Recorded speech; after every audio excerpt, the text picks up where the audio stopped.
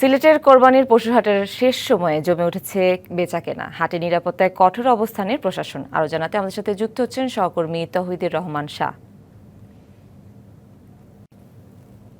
তাওহিদুর, কোরবানির পশুর সরবরাহ কেমন দেখছেন? ক্রেতা চাহিদা ও পশুর দাম নিয়ে বিস্তারিত জানাবেন। সিলেটের একমাত্র স্থায়ী পশু কেনাবেচার হাট কাজিরবাজারে আমি এখন রয়েছি এবং এখানে একদম শেষ সময়ে এসে আপনি যেমনটি বলছিলেন সিলেটে এই কাজিরবাজারে জমে উঠেছে পশু কেনাবেচা।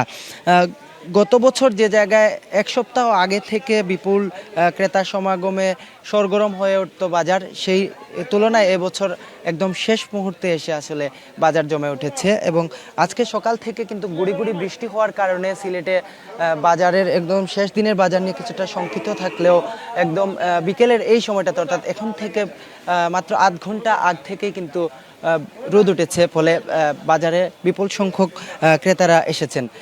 এখানে যারা ক্রেতা ব্যবসায়ীরা বলছেন যে গরু খাদ্যের দাম 30 থেকে 40% পর্যন্ত বেড়ে যাওয়ার কারণে গরুর দাম এবার বেড়েছে।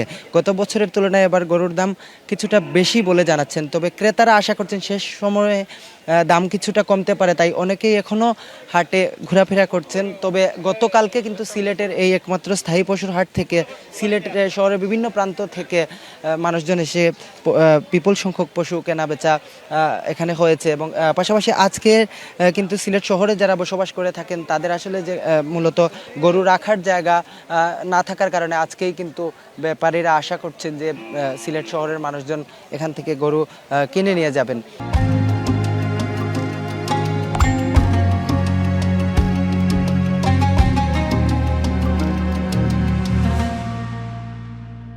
অন্যদিকে ক্রেতারা যেটি বলছেন যে হাটে পছন্দের গরু মূল্য দাম বেশি, তাই কেনা সম্ভব হচ্ছে না। বিশেষ করে ছোট গরুর চাহিদা ও দাম তুলনামূলক বেশি হচ্ছে, তাই শেষ সময়ে খামারিরা দাম কমাবেন এমনটি প্রত্যাশা রয়েছে। তবে এবার জেলা প্রাণী সম্পদ অধিদপ্তর সূত্রে যেটি জানা গেছে যে জেলায় কুরবানির পশুর চাহিদা রয়েছে প্রায় 1,03,938টি পশুর, বিপরীতে প্রস্তুত রয়েছে 1,07,965টি। অর্থাৎ এই পরিসংখ্যান বলছে চাহিদা মিটিয়েও প্রায় 3,966টি পশু উদ্বৃত্ত থাকবে। এবছর সিলেট জেলায় মোট 60টি পশুর হাট বসেছে এবং সিলেট সিটি কর্পোরেশন এলাকায় 7টি সহ মোট 67টি কিন্তু পশুর হাট বসছে।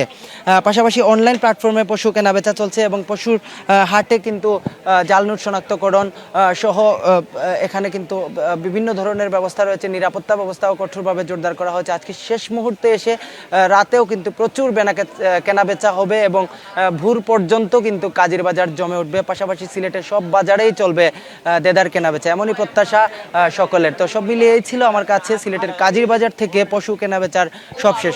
সুনন্দা। তাওহিদি, ধন্যবাদ আপনাকে।